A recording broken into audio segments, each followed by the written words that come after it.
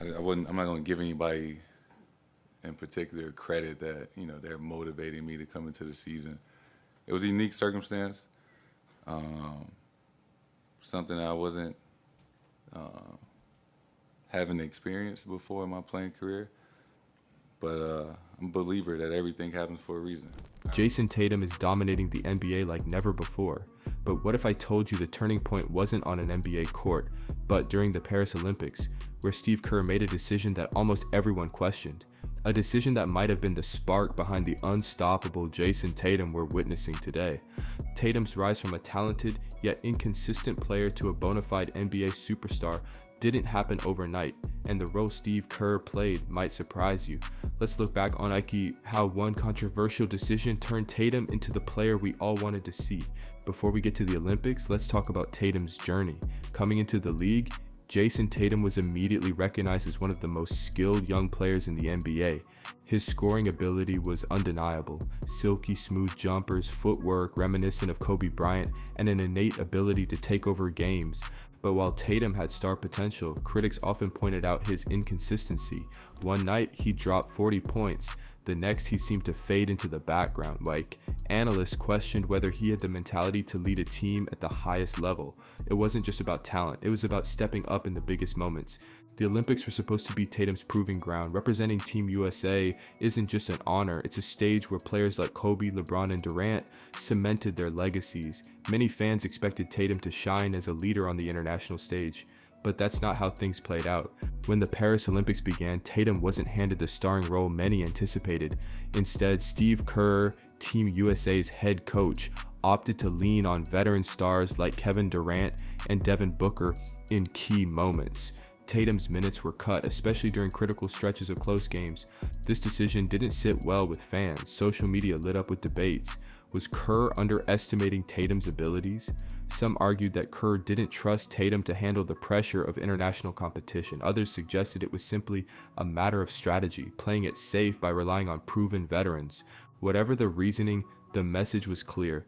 Tatum wasn't the go-to guy for Team USA. For a player already dealing with questions about his leadership and consistency, this benching felt like another blow to his reputation. So how did Jayson Tatum respond? If you think he complained or let it affect his confidence, think again. Behind the scenes, Tatum was reportedly frustrated but laser focused. "It made me hungrier," he later admitted in an interview. Instead of sulking, Tatum used the benching as motivation. Reports emerged that he spent hours watching film of international games, analyzing how he could adapt his game to thrive in different situations. His training regimen intensified during and after the Olympics, with a clear goal to eliminate any doubts about his ability to lead. And it wasn't just about silencing critics, it was personal. Tatum wanted to prove to himself that he could rise to the occasion, no matter the stage or the stakes. When Tatum returned to the NBA after the Olympics, the change was undeniable. His game had evolved in ways few expected. He wasn't just a scorer anymore, he was a complete player. Statistically, his efficiency skyrocketed. Tatum's three-point shooting improved, and his ability to finish at the rim became more consistent. But what really stood out was his leadership. He started to take charge in critical moments, making plays not just for himself but for his teammates. One game stands out, his 50-point performance against Brooklyn early in the season. It wasn't just the scoring, it was how he controlled the game. Tatum looked unstoppable, a far cry from the player who was benched in Paris just months earlier. This brings us to the big question: did Steve Kerr make a mistake? Or was this all part of his plan? Kerr is known for his ability to get the best out of players. His coaching philosophy often involves challenging players to step outside their comfort zones. By benching Tatum, Kerr may have inadvertently given him the push he needed to reach his potential. It's the classic tough love approach, something we've seen before with stars like Michael Jordan and Kobe Bryant, who thrived on challenges and slights. The irony is that what many saw as a snub might have been the wake-up call Tatum needed. Whether intentional or not, Kerr's decision set the stage for Tatum's breakout. Fast forward to today, and Jayson Tatum is having the best season of his career. He's not just an all-star, he's an MVP candidate, leading his team with confidence and poise.